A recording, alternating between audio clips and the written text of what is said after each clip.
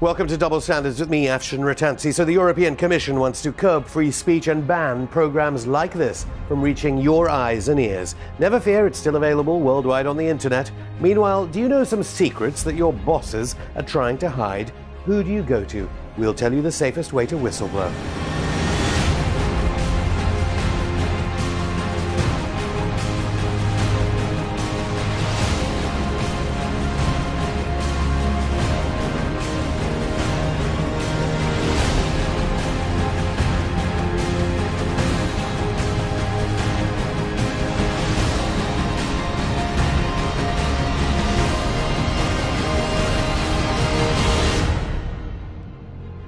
Coming up in the show, we fight the EU and go to space to fix a satellite.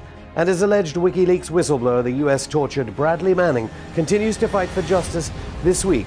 What now for whistleblowers? We speak to Professor Gavin McFadgen, Director of City University's Center for Investigative Journalism, about new ways for you to fight power and protect yourself.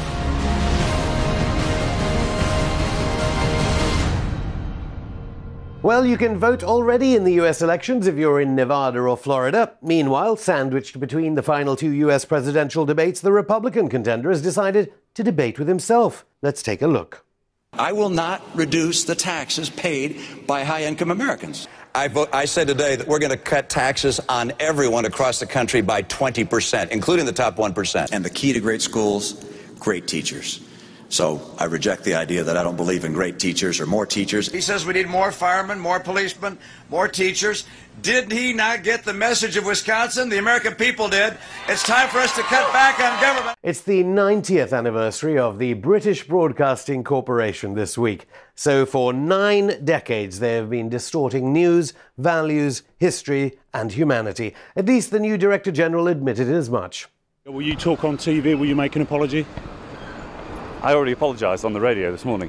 In entirely separate news, the BBC released a picture of one of the most hated men in Britain, despised for his abuse of power against innocent children. He's pictured with well-known BBC TV star Jimmy Savile.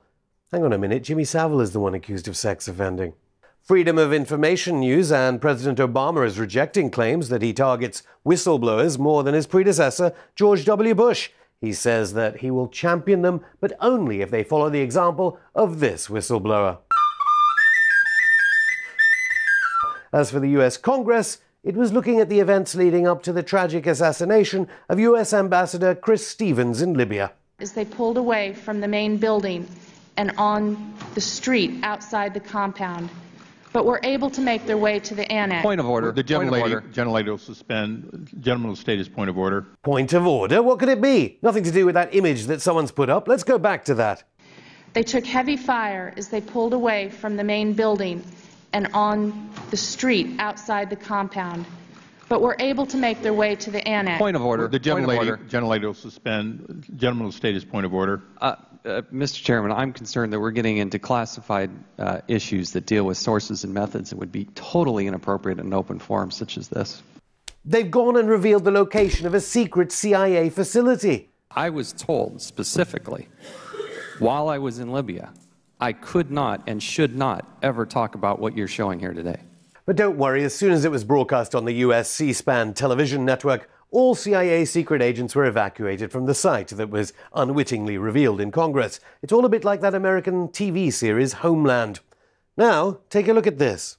Mitt Romney would leave Afghanistan in 2014, but stay longer if conditions on the ground demand it. Barack Obama will beat a politically timed retreat in 2014, but stay longer if conditions on the ground demand it. Mitt Romney will hunt down and bring to justice the terrorists who killed our ambassador in Libya, whereas Barack Obama will hunt down and bring to justice the terrorists who killed our ambassador in Libya. Mitt Romney will get tough on Iran and deploy 2 aircraft carriers to the region, while Barack Obama has kept 2 carriers off Iran for the past 2 years. Well, those watching this show around the developing world know all about British and US torture. In fact, this very day marks a half-century since the British government under Governor Evelyn Baring catalysed the Mau Mau uprising in Kenya. Some of the survivors are now winning victories at the High Court here in London. But torture and violence continues in Africa, and perhaps no name is more synonymous with the destruction of Africa than the current United States Ambassador to the United Nations, Susan Rice. She joins me now. Hello, Ambassador Rice. Let's go straight to your meetings at the UN Security Council. I understand your main issue is that Africa should not have democracy. You've consulted Kofi Annan and have submitted a Chapter 7 resolution that would mean the wholesale destruction of Africa. We were just in the Security Council this afternoon and this morning discussing these issues. And I said on behalf of the United States that we're really at a point where, as Kofi Annan said yesterday, a tipping point. Tipping point? So you're going to destroy Africa? Can't there be peace and harmony instead of US-backed war? That doesn't look like the most probable scenario, obviously, at this stage. You've tried to destroy Africa for so long. Would you personally become a suicide bomber to destroy African infrastructure? Have we reached that point? That we may be approaching that point. But what about a scenario of having peace or harmony? But if neither of those scenarios are possible, we're really facing the third scenario, which is the worst case. So what are you aiming for in Africa? The civil conflict intensifies, it engulfs the neighbors in the region, it takes on sectarian forms, it effectively becomes a proxy conflict. So you're just causing chaos. Well, turning to Latin America, you'll never get a UN Security Council resolution passed against Hugo Chavez now that he's won in Venezuela, will you? Does it matter that the UN Security Council members would veto any military action against Venezuela?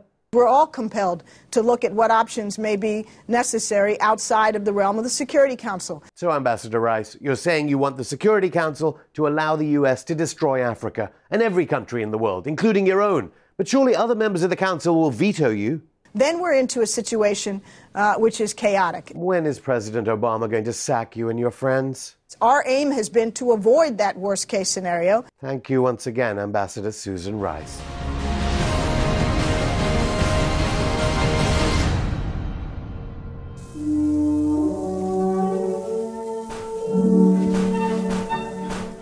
I'm in space this week to have a look at the Eutelsat's Hotbird network of TV satellites that orbit the Earth. I'm sitting on it right now and trying to fix it so that it transmits this channel, Press TV.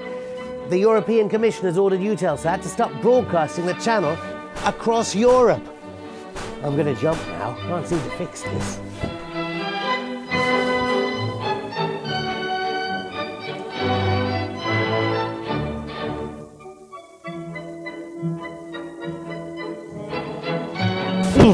Landed safely enough. Here I am at the militarized Nobel Peace Prize winning European Parliament to find out how this place finds it acceptable to ban television channels. This day is, for me, an unforgettable day. Herman! He's the president of the European Council. Herman, how do you feel about banning free speech in Europe? It is a fantastic day. We are all proud. It is a tremendous honor for the European Union. An honor to ban free speech on an entire continent? You're proud to persuade every EU leader to destroy freedom and stop people watching A Voice for the Voiceless? I am proud and touched, and we all have reasons to be. You ban a TV news channel. What values do you think that shows the rest of the world? You like war, you like austerity, and now this. Peace and prosperity. It is not only a union of interests. It is first and foremost a union of values. Values? You've had more wars than anyone else in the history of mankind, and the entire continent is burning in the economic crisis. Why did you get the Nobel Peace Prize? The prize is a great recognition of the peace and prosperity we have created until now. Until now? What peace? What prosperity? You're even supporting Salafist rebels in Syria now, the kind that shot 14-year-old Malala Yousafzai in Afghanistan. I'm getting out of here. It's all a disgrace.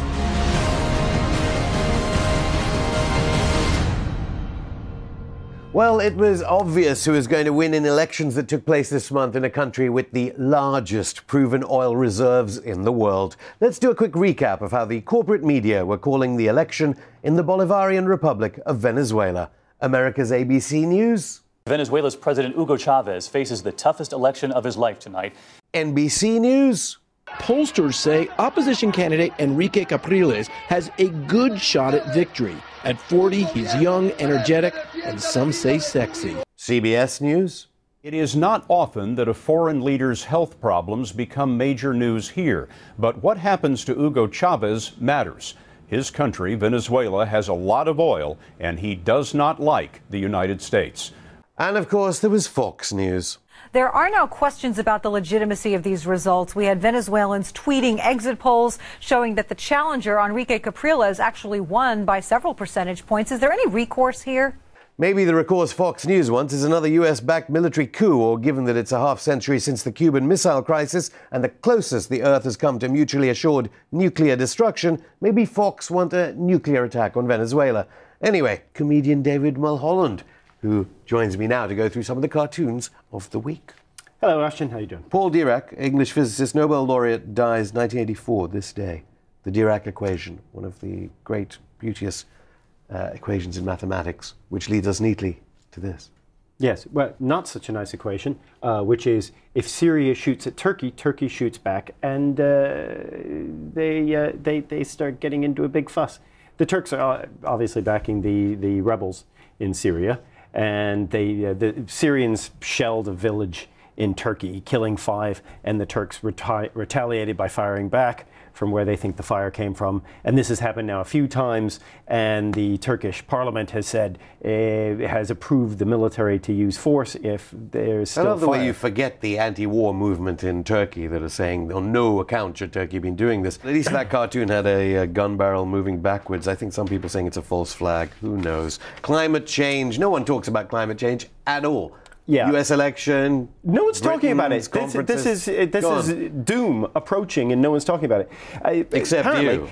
Yeah, because I read, science magazines. It says climate change and a bottomless pit, and the planet's about to fall into this bottomless pit of climate change, and of course it's being driven by the devil. And the thing is that what came out this year is that the melt in the Arctic, the ice receded to the greatest extent ever in 2000, much worse than 2007. Why are no politicians reflecting the David Mulholland views? Some are, very few are, because they're looking short term, and frankly, they don't care about their children or grandchildren. Greenpeace doing anything? Yes. Well, it's not being covered by the mainstream media. What are you saying? They're in hock to the oil companies? Nevada, voting begun. Voting has begun in your country. Go out and vote if you're in Nevada. Las Vegas, swing state, I think. Yep. What's this about? Here you have, because the Republicans have been talking about how there's voter fraud, there's all these people trying to vote that aren't supposed to vote. And Democrats have been saying, no, they haven't. And here you have the Democrat saying, hey, wait, I can see him. I can see your imaginary friend now. He's really there. I'm so sorry I doubted you. And the Republican saying, no, there's nobody there, I tell you. And here you have election fraud with his giant animal here saying, I'll just change Democrat to Republican. And it's Strategic Allied Consulting Registration Drive. What's happening in Florida and in other states with Strategic Allied, what they're doing is they're doing voter drives. And what they're doing is they're changing details, putting people back. Who is they? Strategic Allied. And what they're private doing, consultancy. Private consultancy who's putting people into the electoral rolls and then changing the details so that when they go to vote, they won't be able to. Another debate on Monday. Anyway, David, you're off to Soho and the Comedy Club. If you're in London, go catch it. See you next week. Okay, see you next week, actually.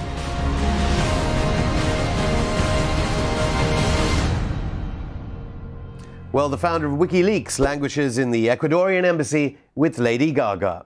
Is that true? Anyway, he's threatened with deportation by the British government to Sweden and possible extradition for torture to the United States. The alleged WikiLeaks whistleblower Bradley Manning, meanwhile, continues to fight for justice after torture that led even the US State Department's own spokesperson to resign. So what now for whistleblowers? Where do you go if you know a story that those in positions of power want to hide? With me is Professor Gavin McFadyen of the Centre for Investigative Journalism here in the UK. Gavin, welcome back to Double Standards. You're not in a WikiLeaks guise, in a sense. No, I'm not. You've got a new initiative. We do. It's called Whistleblowers UK. Yeah, what a controversial time to have a whistleblowing initiative, given that, we have Manning, allegedly, in this country, David Kelly. People still remember what happened to anyone in this country who tries to whistleblow. Indeed. It's a risky occupation, but not necessarily in a life-threatening way. It can be, for sure, as we know. But it can also be psychologically very distressing and disturbing to anybody who comes up against the kind of pressure that they can put up against you. You go to court, you lose your home, they take all your money.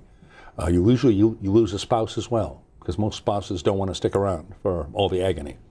And you need psychological help and all the rest. So when we first started this, one of the first questions I asked them was, what do you need to whistleblowers? And they said, psychological help. So I spent a lot of time with our people going around interviewing psychologists, trying to find sympathetic people who could talk to them. We found them, and now there's an ongoing clinic. And we have 4 people right now being treated, as it were, that way, who really needed it. We're quite distressed. The first thing a would-be whistleblower from around the world who may be watching this and listening to you say that will be saying, oh, so another person will know. Isn't that going to put me in even more risk? How do you trust your psychologists? Well, the psychologists, for example, one of the conditions we have of the psychologists, they don't take notes. So there's no evidential basis for any complaint about them or anything to be said about them by anybody.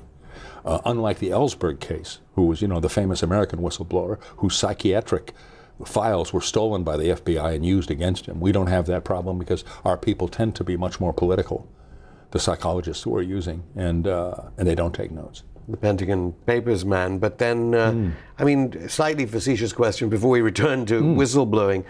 Isn't it journalism? I mean, you're running the Center for Investigative Journalism. Isn't it journalism rather than whistleblowing that's important? I was just thinking, we know who Deep Throat is now. I have to remember his name, Mark Felt, because we don't even think about it. It was Cy Hirsch doing My Lie, which was infinitely more important, arguably, than Watergate. Except Cy Hirsch needed, superb journalist as he was, and is, he needed whistleblowers. And there were 2, I think, at least in his book. One of them, a helicopter pilot, got in great difficulty as a result of what he disclosed. However, he was later exonerated. The case against him evaporated. But everybody needs whistleblowers. If you're talking about certain kinds of investigations, they're critical. Without them, you're at a loss if there are no documents. So it becomes a useful tool. We do anything to get whistleblowers, first-hand evidence from the inside. And that's what we get with them. The problem, I think, for most whistleblowers is to decide whether the risk is worth taking. Because once they're known, then it becomes a terrible scene for them. And we tend to tell them, be very careful, think it through, think of your family, decide what you're going to do the right thing. There have been so many cases of pharmaceutical companies, say, where they've really attacked whistleblowers hard. In a time of insecurity, with growing unemployment, surely it becomes even harder for a whistleblower to risk everything, losing his job, as you said. It's a fair point. Going into debt. A very good point. But it's been counterbalanced by 2 factors. One is that without regulation, a lot of businesses are now much cruder, more vicious towards their employees than they ever were in the past, and cruder and more vicious to the public. I mean, there's amount pollution problems. There's an endless litany of complaints against corporations that ignore the public interest. As a result of that, a lot of people are very angry about it, and will talk about it for the first time. 20 years ago, when there were regulatory bodies, the kinds of crimes we're hearing about now didn't happen with such frequency. Injustices happened, but pollution was stopped in many areas. Now it's back again. Fukushima, for example, would have been stopped had there been whistleblowers there. And now I think it was a huge new movement in Japan, pro-whistleblower. So I suspect that's a result of that. The wars also, by the way, start whistleblowing. What about government targeting when it comes to government secrets? I know we've obviously talked about WikiLeaks a lot.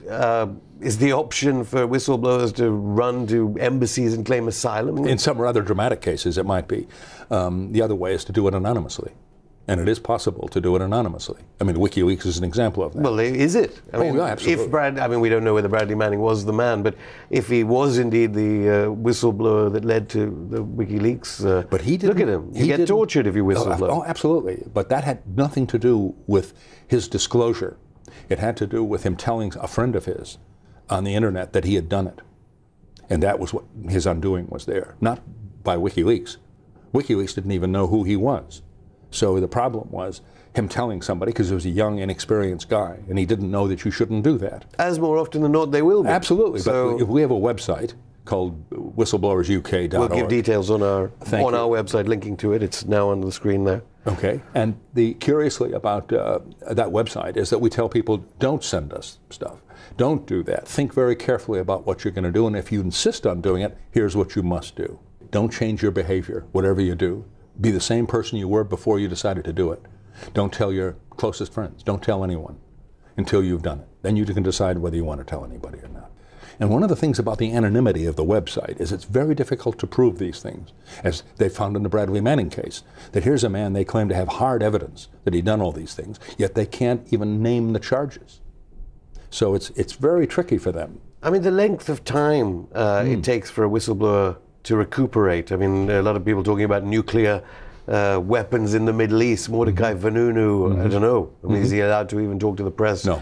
No, I mean, any people there who want to expose secrets. And great difficulty there. How did you come to this idea of this initiative in the context of the fact that whistleblowers are continually persecuted decades after they first released information? Well, sometimes people will travel a long way to see you in person and for a walk in the park, as they say, because nobody trusts the phone or the email or the SMS to do anything. You really need to see somebody. Even snail mail is better than those things. It's harder for them to open the envelopes than it is to overhear you on the net. So as long as there's ingenious ways of communicating with people that they think they can trust, then there's going to be leaks. And I think there'll be more leaks now than anybody has thought there would be for a long time. Every time you hear a meaningful announcer on television, like your good self saying, an informed source told somebody, that's a whistleblower. And they get away with it. It's usually a government source if it's the New York Times, actually. But yes. That's true. But on the other hand, it does work. Professor McFadden, thank you very much for coming on Double Standards. I think viewers hopefully will trust your new initiative and bring many stories to light. Thank you so much. Thank you.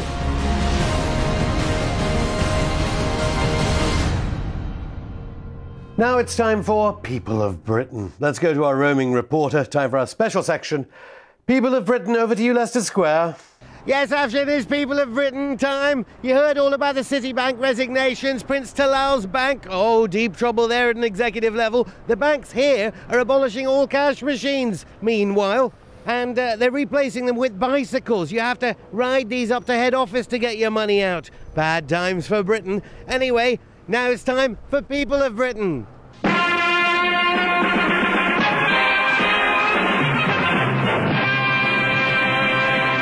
The US presidential debates have been continuing on TV, but with very low viewing figures. They have to dress in fancy dress for the final debate on Monday. A good idea for viewing figures?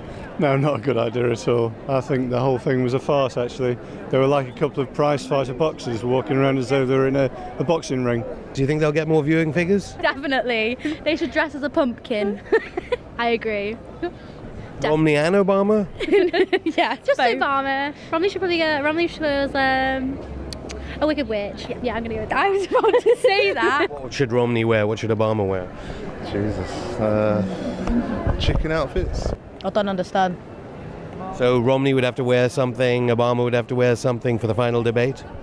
Still don't understand. I think Romney would make a good, what's he make a good, Joseph? Child catcher. Microsoft are launching Windows 8 this week. The British government has said, or the Ministry of Defence, that all nuclear systems in the country will now be governed using Windows 8. A good system, do you think? It's probably not foolproof, is it? I mean, if people like Gary can hack into the US defence system, I'm sure someone else can hack into Microsoft 8. Do you think it'd be safe? Now I'm flabbergasted. Do you think Windows 8 is a good operating system for nuclear weapons? I don't know, how does it work? I couldn't download this Windows 9 operating system yesterday, so this is... It hasn't been launched, it must... What?